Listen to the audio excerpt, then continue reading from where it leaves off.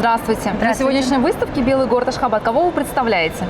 Добрый день. На сегодняшней выставке я представляю Гродненский государственный университет. И у нас есть партнер Абрел Ватан, который тоже я представляю.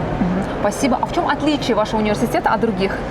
Ну, наверное, отличие нашего университета от других, что это самый лучший университет Республики Беларусь, по крайней мере для меня. Я думаю, что для тех ребят, которые приедут, он станет таким же.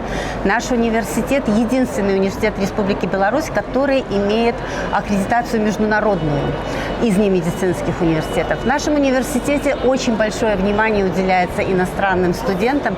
И нашим студентам, белорусским студентам, всегда интересно общаться с иностранными студентами. У нас такой межкультурный диалог обеспечен для иностранных студентов. Спасибо. Такой вопрос. Какие специальности вы можете предложить?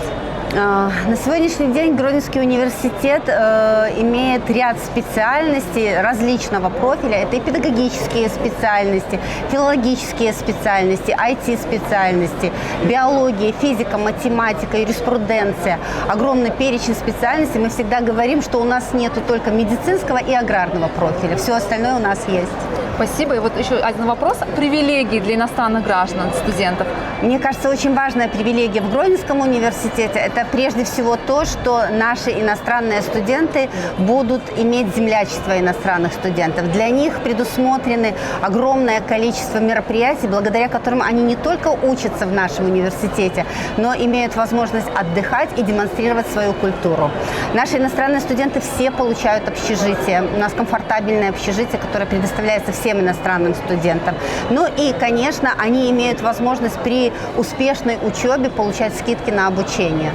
Спасибо. А вот языковой барьер, будут какие-то проблемы с поступлением, с обучением? Каждый ребенок в нашем университете будет иметь своего куратора. Вот. И если у него будут проблемы с языком на момент обучения, на момент поступления в университет, то в этом случае, конечно, мы предложим им специальные курсы русского языка. Если же вопрос вот именно временного характера, вопрос адаптации, у них будут студенты, белорусские студенты, у них будут студенты из Туркменистана, потому что на сегодняшний день у нас учатся 1500 студентов из Туркменистана в нашем университете.